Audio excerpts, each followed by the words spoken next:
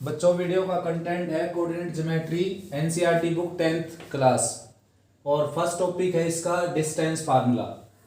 तो भाई इस चैप्टर के बारे में अगर बात करें हम तो एक्स वाई प्लेन में जो भी काम करेंगे हम उसका बेसिक है ये, यानी कि 2 डायमेंशनल ज्योमेट्री पर जो काम करेंगे हम सारा का सारा यहीं से अराइज होगा। अगर आप इसको ढंग से कर लेते हैं तो आपको 3D में भी कोई प्रॉब्लम नहीं आएगी, जो 12th और 11th में आएगा 3 डायमेंशनल ज्योमेट्री और हायर क्लासेस में भी, और 2 डायमेंशनल ज्योमेट्री में भी कोई प्रॉब्लम नहीं आएगी आपको, ठीक है ना। इस टॉपिक को बिल्कुल डिटेल से करना आपने। तो सबसे पहले मैंने लिखा है distance formula. Distance formula mean समझ ही गए होगे आप क्या है कि जैसे कि भाई एक पॉइंट ये है आपका 3,1 और दूसरा पॉइंट ये है, चलो जनरल ले लेता हूं मैं, ये पॉइंट है जैसे x1 y1 और ये पॉइंट है x2 y2। तो बच्चों इन दोनों की जो डिस्टेंस है, दोनों पॉइंट की जो डिस्टेंस है वो कैसे निकलेगी, वो निकलेगी y2 minus y1 with square plus x2 minus x1 with square, ठीक है ना। आप इस टर्म को आगे लिख सकते हैं x2 माइनस x1 का square plus y2 minus y1 का स्क्वायर, इनके बीच की डिस्टेंस आ जाएगी। तो सबसे पहले पढ़ते हैं पॉइंट के बारे में, ठीक है ना, उसके बाद डिस्टेंस फार्मूला देखेंगे। तो बच्चों ये प्लेन है, जैसे प्लेन क्या होता है, सबसे पहले मैं प्लेन के बारे में बात करता हूं। सबसे पहले आता plane, a flat area which can be extended on either side indefinitely, ठीक है ना। ये प्लेन की फर्स्ट डेफिनेशन है बच्चों। जैसे कि ये बोर्ड है, ये प्लेन है, ठीक है ना, आया समझ में, क्योंकि इसको ये फ्लैट एरिया है और इसको एक्सटेंड किया जा सकता है इंडेफिनेटली हर किसी दिशा में। नेक्स्ट डेफिनेशन बच्चों, if you are taking 2 points and joining them and we get a line segment in that region, the region in which this line segment lie is called plane. When we are taking 2 points and joining them we get a line segment, the region in which this line segment lie is called plane, उसको plane बोलते हैं। और भाई सीधा सीधा मैं सरल भाषा में आपको बताऊं, जहां पर भी पेन चल जाए, जैसे पेन चल गया, ये क्या है प्लेन, ये भी क्या है प्लेन, ये सारा क्या है प्लेन। ये दीवार है जैसे यहाँ पर इस ये भी क्या है बच्चों प्लेन, ठीक है ना। तो जहां पर भी आपका पेन चल जाए वो क्या है प्लेन, और जहां पर ना चले वो क्या है स्पेस। स्पेस जैसे ये क्या है स्पेस, यहाँ पर नहीं चलता देखो पेन। लेकिन ऐसा ना हो बच्चों की पेन ही खराब हो आपका, जो यहाँ पर चला हो आप यहाँ पर भी ना चले। जैसे कि ये पेन है देखो, ये चलाता हूं मैं, देखो ये यहाँ पर भी नहीं चलता, तो इसका मतलब ये स्पेस नहीं है बच्चों, ठीक है ना। ये पेन देखो ये यहाँ नहीं चलता, ये स्पेस नहीं है, ये फिर भी क्या है प्लेन। तो समझ गए ना आप मेरी बात। तो प्लेन क्या होता है और स्पेस क्या होता है ये आपने जान लिया। प्लेन जो है 2 डायमेंशनल ज्योमेट्री से रिलेटेड है, यानी कि 2 डायमेंशनल ज्योमेट्री जो हम करेंगे प्लेन के ऊपर करेंगे, और 3 डायमेंशनल ज्योमेट्री जो हम करेंगे वो स्पेस में करेंगे, जो 11th-12th में शुरू होगी। तो क्या है 2 डायमेंशन में हम केवल उसकी पिक्चर दिखा सकते हैं किसी भी ऑब्जेक्ट की। जैसे मेरी पिक्चर आपको दिखेगी यहाँ पर, तो केवल ये फ्रंट फेस ही दिखेगा, ठीक है ना। 3D में मैं सारा दिखाई देने लग रहा हूँ देखो, 3 डायमेंशनल ज्योमेट्री के अकॉर्डिंग। तो ये डिफरेंस होता है 3 डायमेंशनल में और 2 डायमेंशनल में, ठीक है ना। तो 2 डायमेंशनल आपने पढ़नी है और बिल्कुल डिटेल से पढ़नी है। तो जो आपने 2D में पढ़ लिया वही सारा का सारा फॉरवर्ड हो जाएगा किसमें, 3D में। जैसे कि डिस्टेंस फार्मूला यहाँ पर भी है और 3D में भी है, पॉइंट्स यहाँ पर भी हैं और 3D में भी हैं। तो स्टार्ट करते हैं बच्चों, बड़े ध्यान से पढ़ना आपने, और कॉपी पेन लेकर बैठ सकते हो आप राइट डाउन करने के लिए।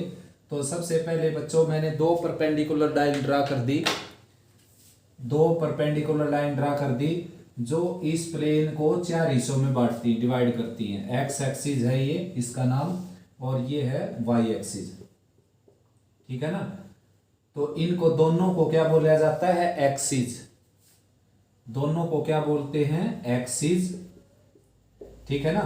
और इसको को क्या बोलते हैं, हॉरिजॉन्टल लाइन को एक्स एक्सिस, और वर्टिकल लाइन को क्या बोलते हैं, वाई एक्सिस, ठीक है ना। तो आगे स्टार्ट करते हैं, और जहां पर ये मिलती है उसको क्या बोलते हैं, ओरिजिन। और ऐसा क्यों करते हैं भाई कि प्लेन को क्यों डिवाइड करते हैं 2 परपेंडिकुलर लाइन से, वो इसलिए करते हैं बच्चों कि कोई भी आप काम करने लग रहे हो, जैसे इसको तो इनडेफिनेटली मतलब एक्सटेंड किया जा सकता है कितनी भी दूर, तो काम कहीं पर तो शुरू करेंगे ना आप, ओरिजिन तो पता होना चाहिए ना आप काम कहाँ से शुरू करना है। जैसे आपने यहाँ पर कोई पिक्चर बनानी है तो फिर इससे मतलब एक सेट करेंगे इससे उसकी डिस्टेंस की भाई यहाँ से इतनी दूर ले ले, यहाँ से इतनी दूर ले ले, आप बनानी शुरू करते हैं। मान लो इस बोर्ड, ये बोर्ड प्लेन है और मैं कोई पिक्चर बनाने लग जाऊँ, यहाँ पर देखो ये पिक्चर बनाने लग गया भाई, तो ये पिक्चर बनाने लग गया तो इसके पैर ही नहीं आए देखो यहाँ पर, ठीक है ना। तो यानी कि ओरिजिन तो आपने सेट करना पड़ेगा जहाँ से आप मतलब उस ऑब्जेक्ट को दोनों तरफ से एक सेंटर सा लेकर शुरू कर सकें इसको, ठीक है ना। तो ओरिजिन की जरूरत इसलिए पड़ती है, ओरिजिन से ही हम चीज़ों को मतलब यहाँ से कोई भी प्लॉट करेंगे, हम पॉइंट प्लॉट करेंगे या कोई डायग्राम बनाएंगे तो उसको सिमिट्री सी बनाएंगे ना कि यहाँ दोनों तरफ से कि बीच सी में आ जाए, और जैसे यहाँ पर हमने बनाना है तो इससे इतनी दूरी पर बना ले। तो ओरिजिन का काम ये होता है बच्चों, ठीक है ना। ओरिजिन एक मेन अगर उसमें लैंग्वेज में बोला जाए तो ओरिजिन से ही चीज़ें शुरू होती हैं। शुरुआत तो कहीं ना कहीं से करनी पड़ेगी ना आपको, डायग्राम बनाने लगे कहीं ना कहीं तो शुरुआत करेंगे ना, तो ओरिजिन की जरूरत पड़ती है। ओरिजिन के लिए X axis Y axis draw करते हैं, परपेंडिकुलर लाइन ड्रा करते हैं दो, जिनको एक्स एक्सिस वाई एक्सिस बोलते हैं। तो आगे बढ़ते हैं बच्चों, देखो सबसे पहले मैं बताता हूं आपको पॉइंट्स क्या होते हैं।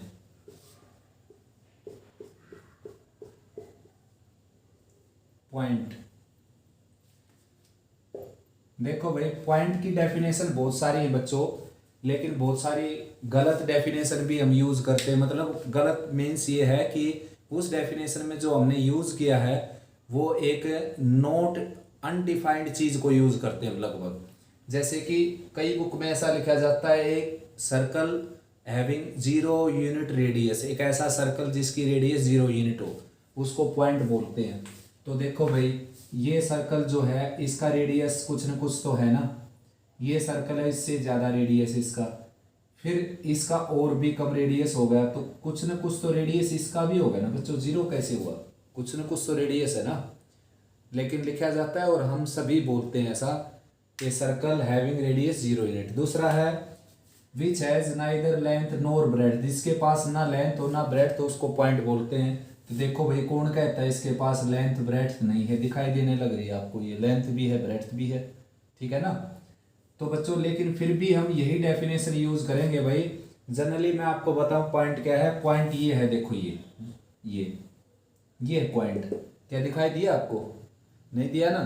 तो इसको दिखाई पढ़ने के लिए दिखलाने के लिए क्या है कि एक छोटा सा टिक कर देते हैं कि भाई आपको दिखाई दे जाए कि यहाँ से है वो चीज़, यहाँ लिया हमने, ठीक है ना। इसलिए बोलते हैं कि नाइदर लेंथ नोर ब्रेड्थ, ठीक है ना। लेकिन डिनोट तो करना पड़ेगा ना, बिन डिनोट किए तो कैसे दिखाई देगा आपको कि यहाँ पर ये पॉइंट यहाँ पर है, तो उसको ऐसे डिनोट करना पड़ेगा। तो डिनोट करते समय तो उसकी लेंथ ब्रेड्थ जो जिससे आपने डिनोट किया है उसकी तो आपको दिखाई देगी, इसलिए डेफिनेशन गलत भी नहीं है और सही भी नहीं है, ठीक है ना। यानी कि अगर आप ऐसे देखें कि भाई इसके तो लेंथ ब्रेड्थ है, तो ये पॉइंट की डेफिनेशन में तो ऐसा है कि जिसके पास लेंथ ना हो ब्रेड्थ ना हो उसको पॉइंट बोलते हैं, तो इसके पास तो है। लेकिन बेटा अगर आप इसको बेसिक तरीके से समझे कि पॉइंट ये है भाई, ये कोई ऑब्जेक्ट है जिसकी ना लेंथ है ना ब्रेड्थ है, यहाँ पर है वो, तो यहाँ पर दिखाई तो नहीं देता ना, तो माइक्रो इंस्ट्रूमेंट है नहीं अपने पास, तो इसलिए इसको इससे डिनोट कर देते हैं कि भाई ये है वो पॉइंट, ठीक है ना। तो आगे बढ़ते हैं बच्चों, जितना डिटेल में जाएंगे बहुत सारी बातें निकल कर आएंगी। पॉइंट होने के बाद अब उस पॉइंट को प्लॉट कैसे किया जाता है, देखो पॉइंट में दो चीजें होती हैं, अब्सिसा एंड ऑर्डिनेट। अगर जैसे रियल लाइन पर आपने प्लॉट किए हैं पॉइंट, रियल लाइन आप पढ़ कर आए हैं, छोटी क्लासेस में पढ़े आपने, जैसे यहाँ पर 0 होता है, यहाँ पर 1 होता है, यहाँ पर 2, यहाँ पर 3, यहाँ पर 4, यहाँ पर -1, यहाँ पर -2, यहाँ पर -3, यहाँ पर -4 एंड सोन यहाँ पर -5, ठीक है ना। आए समझ में, ये सारे के सारे क्या है बच्चों,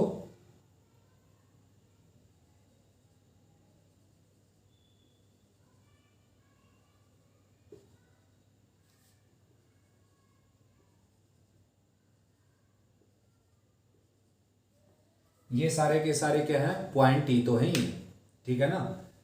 तो अब अगर वाई एक्सिस भी आ जाए इसके पास, वाई एक्सिस आ गई जैसे,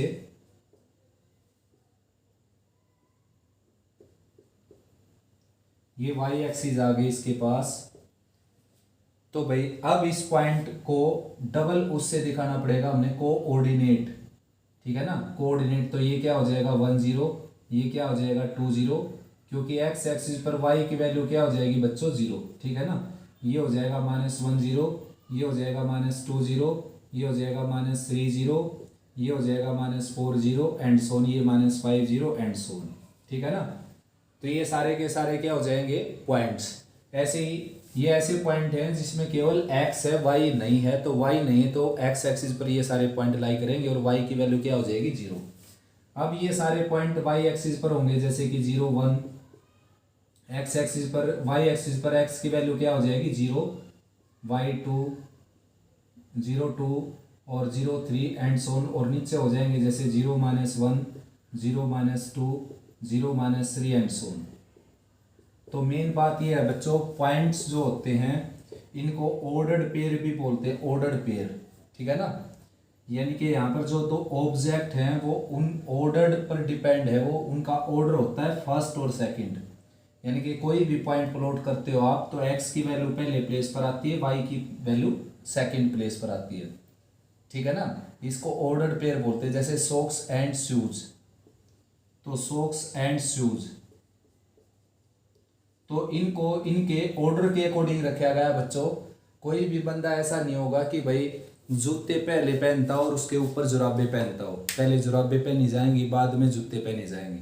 तो इसको ऑर्डर के अकॉर्डिंग लिखते हैं सॉक्स एंड शूज, ठीक है ना। तो ये ऑर्डर्ड पेयर होता है बच्चों। एक्स की वैल्यू क्या कहाँ पर होती है फर्स्ट प्लेस पर और वाई की वैल्यू सेकंड प्लेस पर। अब यहाँ पर एक्स की वैल्यू फर्स्ट प्लेस पर और वाई की वैल्यू सेकंड प्लेस पर क्यों रखते हैं, ये तो सॉक्स एंड शूज का तो पता चल गया कि पहले जुराब भी पहनी जाती बाद में जूते। तो यहाँ पर वाई और एक्स, वाई आगे और एक्स पीछे क्यों नहीं आ जाता, क्योंकि बच्चों ये पैटर्न बना हुआ है जो आपने अर्लियर क्लासेज में पढ़ा था, उसमें केवल आपने ये हॉरिजॉन्टल लाइन पढ़ी थी, वर्टिकल लाइन तो बाद में आई है। तो जो पहले आई है उसको पहले लिखा जाता है, जो बाद में आई उसको बाद में लिखा जाता है, ठीक है ना। तो जो भी ऑर्डर पेयर होगा पॉइंट लिखेंगे हम, एक्स की वैल्यू पहले प्लेस पर लिखेंगे, वाई की वैल्यू दूसरे प्लेस पर लिखेंगे, ठीक है ना। तो ये मैंने पॉइंट प्लॉट करना सिखाया आपको जिसमें एक की वैल्यू क्या हो 0। जैसे यहाँ पर क्या है y की वैल्यू 0 और यहाँ पर क्या है x की वैल्यू 0। तो ऐसे पॉइंट आपने प्लॉट कर लिए। y एक्सिस के राइट में जो प्लॉट करोगे x एक्सिस के ऊपर तो x की वैल्यू प्लस की हो जाएंगी, लेफ्ट में प्लॉट करोगे तो x की वैल्यू नेगेटिव हो जाएंगी। x एक्सिस के नीचे प्लॉट करोगे तो y की वैल्यू क्या हो जाएगी नेगेटिव, ऊपर प्लॉट करेंगे तो y की वैल्यू क्या हो जाएगी पॉजिटिव, ठीक है ना। आया समझ में। तो भाई और x की वैल्यू को बोलते हैं बच्चों अबसिस्सा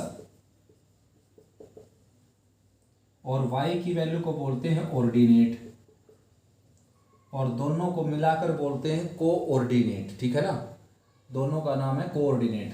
अब भाई पॉइंट केवल ये दो तरह के नहीं होते जिसमें एक की वैल्यू 0 और दूसरे की वैल्यू नॉन जीरो, ऐसा भी होता है जिसमें दोनों की वैल्यू नॉन जीरो, जैसे AP।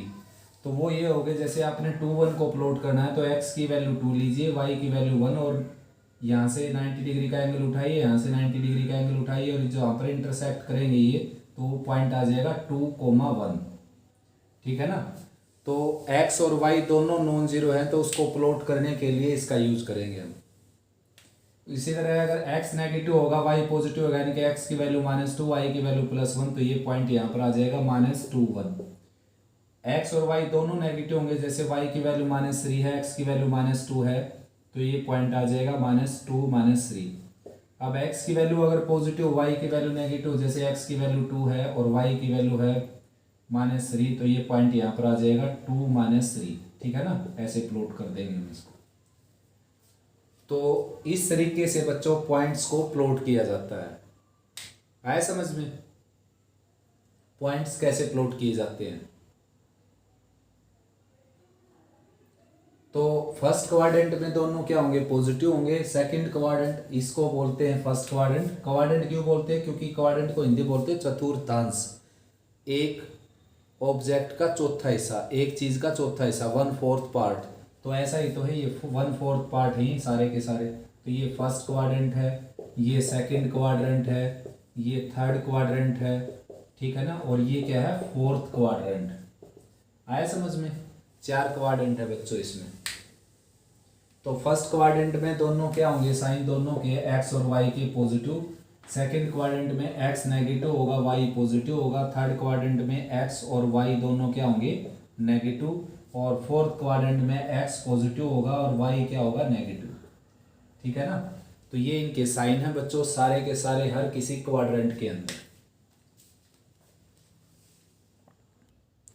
तो बच्चों आपने पढ़ा एक्स वाई प्लेन क्या होता है, पॉइंट कैसे प्लॉट किए जाते हैं, क्वाड्रेंट के अकॉर्डिंग साइन कैसे डिसाइड होते हैं। अब पढ़ते हैं भाई, अगर एक से ज्यादा पॉइंट आ जाएं, एक से ज्यादा पॉइंट आ जाएं तो उनके बीच में एक रिलेशन भी बनती है फिर कुछ ना कुछ। जैसे 2 पॉइंट हो गए मेरे पास, तो इनके बीच में क्या रिलेशन होगी बच्चों, मतलब इन दोनों के ऊपर क्या फाइंड आउट किया जा सकता है। तो एक तो फाइंड आउट ये किया जा सकता है कि इनकी डिस्टेंस फाइंड आउट की जा सकती है दोनों के बीच की। ठीक है ना, आया समझ में? तो दोनों के बीच की डिस्टेंस कैसे निकालते हैं, देखो मान लो ये पॉइंट है आपका x1 y1 और ये पॉइंट है आपका x2 y2, 2 फिक्स पॉइंट है बच्चों ये। तो इन दोनों के जो बीच की डिस्टेंस है वो निकलेगी x2 minus x1 square plus y2 minus y1 square और अंडर द स्क्वायर रूट। और ऐसे क्यों निकलती है इनके बीच की डिस्टेंस, ये मैं आपको बता देता हूँ। ठीक है ना, मान लो ये पॉइंट ए है इसको और ये बी है, तो ये डिस्टेंस क्या आ जाएगी, एक बी। ठीक है ना। तो ये फार्मूला कैसे बना है, इसका डेरिवेशन देखते हैं बच्चों। जैसे मान लो कि ये 2 पॉइंट है अपने पास, ये पॉइंट है x1 y1 और ये पॉइंट है x2 y2। ठीक है ना, तो ये डिस्टेंस निकालनी है हमने ए बी डिस्टेंस निकालनी है बच्चों। तो कैसे निकालेंगे, देखो यहाँ पर हम परपेंडिकुलर ड्रा कर लेते हैं, परपेंडिकुलर ड्रा कर लेते हैं हम एक्स एक्सिस के ऊपर। ये परपेंडिकुलर ड्रा कर लिया मैंने एक्स एक्सिस के ऊपर। ठीक है ना, यहाँ से भी परपेंडिकुलर ड्रा कर लिया एक्स एक्सिस के ऊपर। ये 2 परपेंडिकुलर हो गए बच्चों। तो ये पॉइंट आप जानते हो कितना हो जाएगा, ये पॉइंट हो जाएगा x1, 0 और ये पॉइंट कितना हो जाएगा x2, 0। ऐसे क्यों हो जाएगा भाई, बात करते हैं। देखो x2, 0 ये पॉइंट क्यों हो जाएगा, देखो बच्चों ये x एक्सिस y एक्सिस दोबारा ले लेता हूं मैं जैसे। तो ये पॉइंट मान लो आपका 3, 4 है। तो ये 3, 4 कैसे आया, x की वैल्यू 3 ली हमने, y की वैल्यू 4 ली और यहाँ पर 90 डिग्री का एंगल चला, यहाँ पर 90 डिग्री का एंगल, तब जाकर ये पॉइंट बना 3, 4। जब हमने यहाँ पर 3 पॉइंट प्लॉट किए, 3 कट किए इक्वल पार्ट्स और यहाँ पर 4 पार्ट और इनको 90 डिग्री पर चलाया, तो ये पॉइंट कितना आ गया, 3, 4। तो ठीक ऐसे ये अगर 3, 4 है तो यहाँ पर जो परपेंडिकुलर डालेंगे हम, तो ये पॉइंट कितना आ जाएगा 3, 4 और ये पॉइंट कितना आ जाएगा 0, 4। तो ठीक ऐसे मैंने यहाँ पर जो परपेंडिकुलर डाली ये पॉइंट आ गए। अब आपने परपेंडिकुलर डालना है ऐसे, तो पहले तो इसको ज्वाइन कर लेते हैं भैया, इनके इसके पैरेलल लाइन मैंने ड्रा कर दी यहाँ से। ये जो रेड लाइन है ये इसके पैरेलल ड्रा कर दी। ठीक है ना, तो ये जो पॉइंट आ गया इसका नाम रख लिया मैंने सी। तो ये पॉइंट कितना आया बच्चों, ये देखना अब अपना काम है। देखो ये परपेंडिकुलर मैंने अब यहाँ पर डाल दिया। यहाँ पर अगर मैं परपेंडिकुलर डालता हूँ तो ये पॉइंट कितना आ जाएगा 0, y1, क्योंकि जो एक्स एक्सिस के पैरेलल लाइन ड्रा होगी वाई एक्सिस को कट करेगी, तो वो जो हाइट होगी वो वाई की वैल्यू को डिनोट करती है। यानी कि वाई की वैल्यू यहाँ पर क्या है y1 और एक्स की वैल्यू यहाँ पर क्या है 0, यहाँ पर x1। यानी कि जैसे आपने यहाँ पर मैंने किया 3, 4 से दोनों तरफ परपेंडिकुलर डाले, तो x की वैल्यू तो पहले प्लेस पर यहाँ पर आ गई, y की वैल्यू दूसरे प्लेस पर यहाँ पर आ गई। ठीक ऐसे ही x1 y1 से मैं परपेंडिकुलर डालता हूँ, यहाँ पर डालूंगा तो x1 0 हो जाएगा, यहाँ पर डालूंगा तो 0, y1 हो जाएगा। ठीक है ना, ठीक ऐसे यहाँ से डालूंगा अगर मैं परपेंडिकुलर, यहाँ से डाल दिया मैंने परपेंडिकुलर, देखो तो ये पॉइंट कितना आ जाएगा 0, y2। ठीक है ना, आया समझ में। और ये सारी डिस्टेंस क्या है y2 और ये क्या है y1, तो ये कितनी आ जाएगी y2 माइनस y1। ठीक है ना, ये सारी क्या है y2 और ये क्या है y1, तो ये डिस्टेंस कितनी आ जाएगी y2 माइनस y1। अब बच्चों देखो ये अगर y2 माइनस y1 है तो ये भी क्या हो जाएगी y2 माइनस y1। ऐसा क्यों है देखो, क्योंकि एक रेक्टेंगल बन चुका है बच्चों।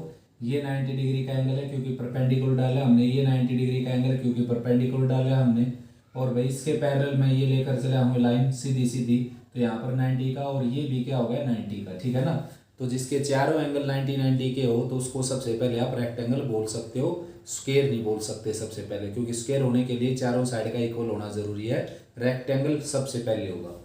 तो रेक्टेंगल की आमने सामने की साइड क्या होती है इक्वल, तो ये साइड अगर y2 माइनस y1 तो ये भी क्या हो जाएगी y2 माइनस y1। अब ये लेंथ कितनी होगी देखो, ये सारा x2 है, ये सारा x1 है, तो ये आ जाएगी x2 माइनस x1। तो ये अगर x2 माइनस x1 तो ये भी क्या आ जाएगी बच्चों x2 माइनस x1, क्योंकि ये भी क्या हो गया रेक्टेंगल 90 90 के एंगल बने हुए हैं हर जगह। तो अब पाइथागोरस थ्योरम यूज करेंगे हम। देखो इस ट्राइंगल के अंदर ये एंगल क्या है 90 डिग्री का, तो 90 डिग्री का है, तो पाइथागोरस थ्योरम आप पढ़ चुके 6th चैप्टर में सिमिलर ट्राइंगल में। तो इसमें AC का स्क्वायर जो है क्या हो जाएगा बेस का स्क्वायर यानी कि x2 माइनस x1 का स्क्वायर, और प्लस y2 माइनस y1 के परपेंडिकुलर का स्क्वायर। ये AC स्क्वायर आ गया बच्चों, और AC निकालेंगे तो क्या आ जाएगा इसका स्क्वायर रूट, ठीक है ना, ये आ जाएगा AC। तो भाई ये डिस्टेंस फार्मूले का क्या होगा डेरिवेशन, ठीक है ना। अब मैं आपको बताऊंगा कि डिस्टेंस फार्मूला यूज कहाँ होता है, इसके ऊपर किस तरह के क्वेश्चन आते हैं, ठीक है ना। 11th तक के क्वेश्चन मैं आपको बता दूंगा कि 11th तक के क्वेश्चन किस तरह के आते हैं, जो आपकी क्लास से रिलेटेड है बच्चों। 11th में नहीं उड़ जाऊंगा अभी आपको मैं, ठीक है ना, जो आपकी क्लास से रिलेटेड है वही बताऊंगा मैं यहाँ पर। तो बच्चों आगे करते हैं यूज ऑफ डिस्टेंस फार्मूला। तो सबसे पहला जो क्वेश्चन बनेगा वही सबसे इजी क्वेश्चन, सबसे सिंपल क्वेश्चन, बेसिक क्वेश्चन इसी तरह का बनेगा। जैसे आपको 2 पॉइंट दे दिए जाएंगे और उनके बीच की डिस्टेंस पूछ ली जाएगी, ठीक है ना। इन दोनों के बीच की डिस्टेंस पूछ ली जाएगी आपसे, तो आराम से कर सकते हो बच्चों। x2 माइनस x1 यानी कि 3 माइनस 4 का स्क्वायर, और प्लस y2 माइनस y1 यानी कि 4 माइनस 5 का स्क्वायर। ऐसा है बच्चों, यहाँ पर जरूरी नहीं है x2 माइनस x1 करें, x1 माइनस x2 भी किया जा सकता है। मतलब कहने का ये है कि x में से x की टर्म माइनस करनी है आपने, किसी को किसी में से माइनस करो, फिर प्लस y की टर्म y में से माइनस कर, y वाली टर्म आपस में माइनस करनी है, कोई किसी में से करो, ये इसमें से ये करो या इसमें से ये करो, ठीक है ना। लेकिन ऐसा नहीं करना बच्चों कि इसके x में से इसका y माइनस कर दें और इसके y में से इसका x माइनस कर दें, ऐसा नहीं करना। फार्मूले का रट्टा भी नहीं मारना। देखो दोनों x की टर्म सब्ट्रैक्ट कर दो स्क्वायर ले दो, दोनों y की टर्म सब्ट्रैक्ट कर दो स्क्वायर ले दो, आ जाएगा आंसर आपका, आ जाएगा √2 यूनिट। यूनिट लिखनी पड़ेगी बच्चों क्योंकि डिस्टेंस की यूनिट होती है सेंटीमीटर, किलोमीटर, हेक्टोमीटर, इस तरह की, ठीक है ना। तो भाई सबसे सिंपल क्वेश्चन ये हो गया आपका, सीधा सीधा क्वेश्चन। नेक्स्ट बच्चों दूसरी तरह का क्वेश्चन आपके सामने क्या आएगा कि कोई पॉइंट आप से छिपा लिया जाएगा, उसकी वैल्यू रिक्वायर्ड होगी। जैसे कि ये a है, ये 4 है, और ये 5 है, ये 7 है, और उनके बीच की डिस्टेंस है 5 यूनिट। तो आपसे a की वैल्यू पूछ ली जाएगी हमसे, ठीक है ना। तो a की वैल्यू कैसे बताएंगे बच्चों, a की वैल्यू बताने के लिए भाई डिस्टेंस फार्मूला लगाएंगे और इसको 5 के बराबर रख देंगे, स्क्वेयरिंग करके a की वैल्यू आ जाएगी, ठीक है ना। अब a की बजाय यहाँ पर और भी बहुत सारे क्वेश्चन बन सकते हैं, जैसे इसकी वैल्यू दे दे आपसे इसकी छिपा ले, या इन दोनों की वैल्यू देकर इसकी वैल्यू पूछ ले, या इन दोनों की दे दे, इन दोनों की इसकी दे दे और इसकी वैल्यू पूछ ले। तो बहुत सारे बन सकते हैं, ठीक है ना। सभी का एक ही मेथड है, बल्कि इसी जैसा है बिल्कुल। नेक्स्ट बच्चों आपसे कोलिनियरिटी चेक करवा सकता है। कोलिनियर क्या होते हैं बच्चों, कोलिनियर होता है जो पॉइंट ए की लाइन के ऊपर आए उनको कोलिनियर बोलते हैं, यानी कि lie on a straight line, ठीक है ना। तो कोई भी 3 पॉइंट देकर आपसे पूछा जा सकता है कि चेक कीजिए ये पॉइंट्स कोलिनियर हैं या नहीं, ठीक है ना। चेक कीजिए ये पॉइंट कोलिनियर है या नहीं। तो भाई बच्चों कैसे चेक करेंगे, इसकी डिस्टेंस निकालेंगे, AB की डिस्टेंस निकालेंगे, BC की डिस्टेंस निकालेंगे। अगर AC की डिस्टेंस के इक्वल आ जाएगी तो ये पॉइंट्स क्या हो जाएंगे कोलिनियर, ठीक है ना। और अगर ऑर्डर देगा उसका तो ऐसे करना है, ऑर्डर ना दे कोई भी ऐसे पॉइंट लिख कर दे दे, जैसे 4 5 1 2 और 3 7, तो फिर ये नहीं कि भाई इन दोनों की डिस्टेंस का सम इसकी डिस्टेंस के सम के इक्वल आएगा। आपने 3 डिस्टेंस निकालनी, यहाँ से 3 पॉइंट है तो 3 डिस्टेंस निकल सकती हैं। ए पी बी सी यानी कि ए बी के बीच की डिस्टेंस ए बी सी के बीच की डिस्टेंस बी सी और ए सी के बीच की डिस्टेंस ए सी। तो ये डिस्टेंस निकल जाएंगे बच्चों। किन्हीं 2 डिस्टेंस का सम अगर तीसरी डिस्टेंस के इक्वल आ गया, यानी कि किन्हीं 2 छोटी कोई ऐड करेंगे ना, एक बड़ी एक छोटी को ऐड करके तो तीसरी के इक्वल कैसे दिखा सकते हैं।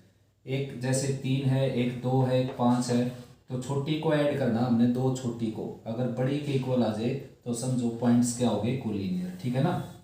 फिर इसी के ऊपर जैसे क्वेश्चन आ जाएगा, जैसे आपसे ये दे दिया जाएगा कि ये पॉइंट्स कोलिनियर हैं तो आप एक्स की वैल्यू निकालिए।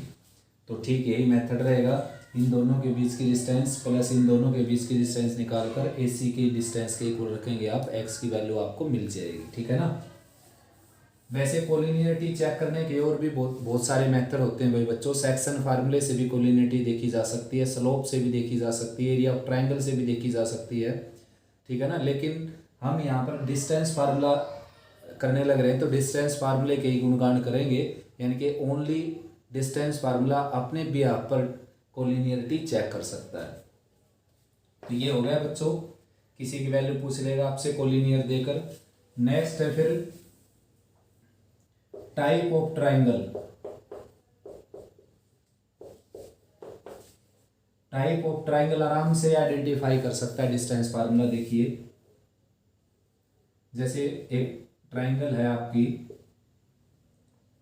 सबसे पहले फॉर्मेशन ऑफ ट्रायंगल लिखूंगा मैं, फॉर्मेशन ऑफ ट्रायंगल।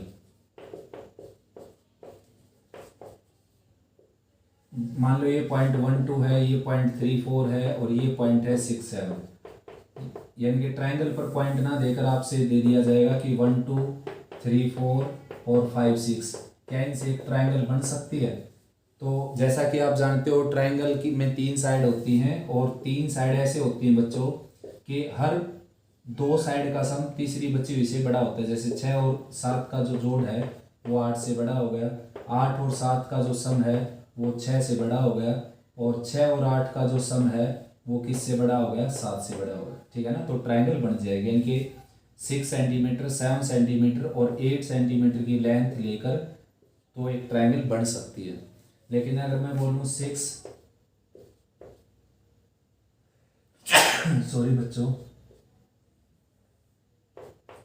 जैसे ये साइड लेकर ट्रायंगल बनेगी या नहीं बनेगी, बिल्कुल नहीं बनेगी भाई बच्चों, क्योंकि इन दोनों का जो सम है वो क्या हो गया, 14 से क्या आ गया, लेस आ गया। यहाँ पर ठीक है कि इन दोनों का सम 6 से बड़ा है, इन दोनों का सम भी 6 से बड़ा है, लेकिन इन दोनों का जो सम है वो किससे छोटा आ गया, 14 से। जरूर नहीं दोनों इक्वली इसलिए नहीं आएगी, कुछ भी ले सकते हो आप, 7 ले लो जैसे, तो इन दोनों का सम 13 आ गया जो कि 14 से छोटा रहेगा, तो ट्रायंगल नहीं बनेगी। मान लो यहाँ पर मैंने ले लिया ये 7 है और यहाँ पर ले लेता हूँ ये 6 है, जैसे यहाँ पर ले लिया मैंने 8, अब भी ट्रायंगल नहीं बनेगी बच्चों, क्योंकि इन दोनों का सम इसके इक्वल आ गया।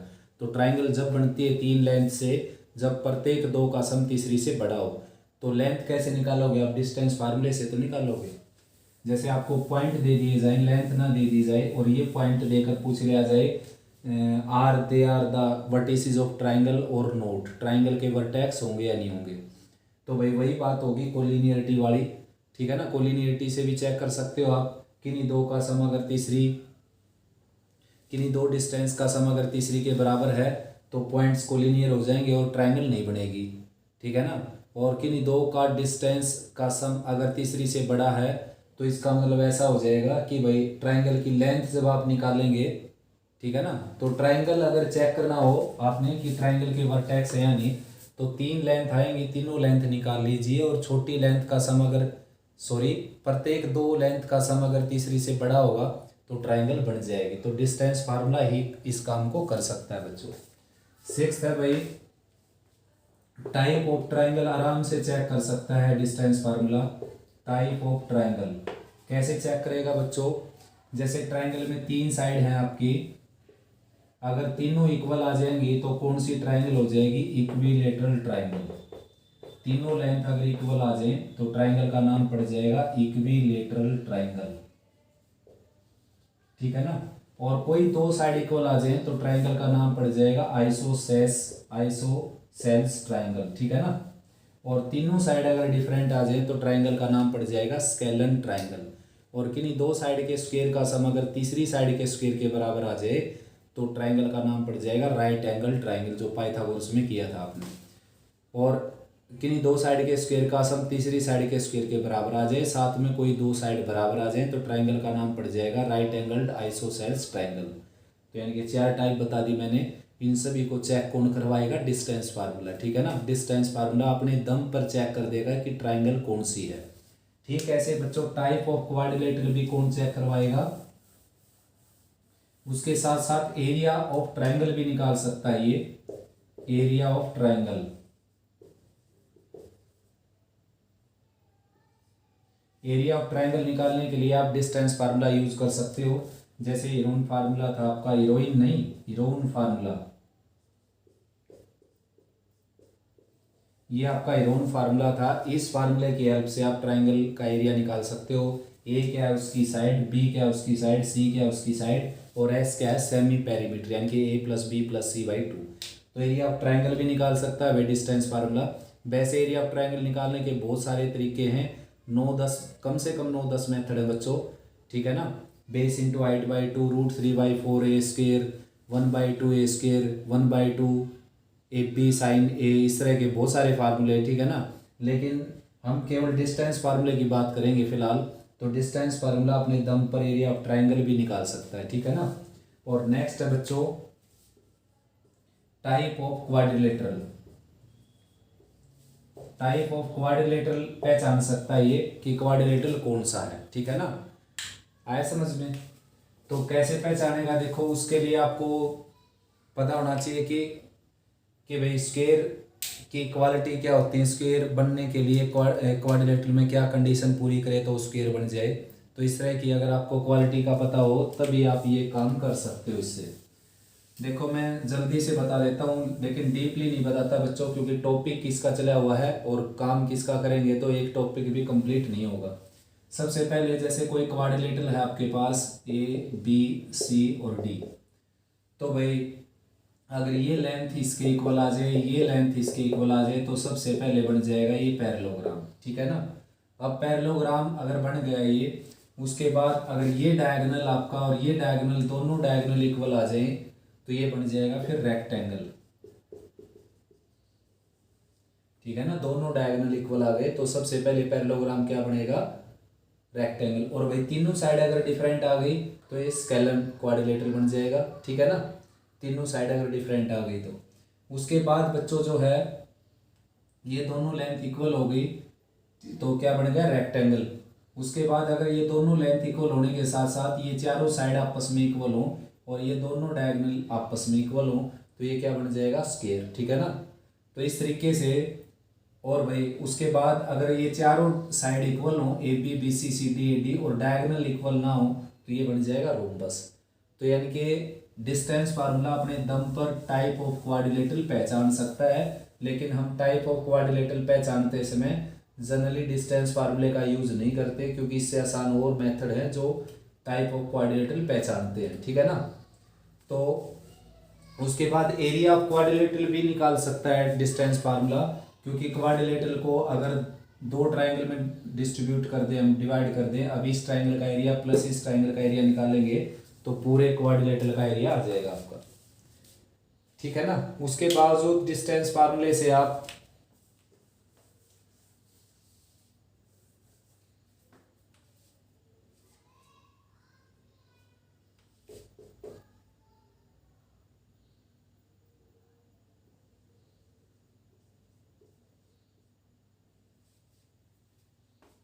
उसके बाद बच्चों जो सिमिलर ट्राइंगल का के ऊपर हमने काम किया था उसमें भी डिस्टेंस फार्मूला काम दे सकता है। देखो,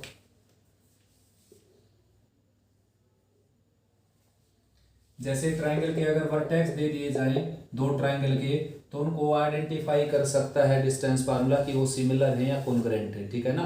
क्योंकि वर्टेक्स से क्या निकाल लेंगे हम? ये डिस्टेंस निकाल लेंगे, ये डिस्टेंस यानी कि लेंथ, ये लेंथ और ये लेंथ, तो तीनों लेंथ आ जाएंगी। तो तीनों लेंथ अगर बराबर आ गई, कोरस्पोंडिंग साइड इक्वल हो गई लेंथ में, तो ट्राइंगल क्या हो जाएंगी?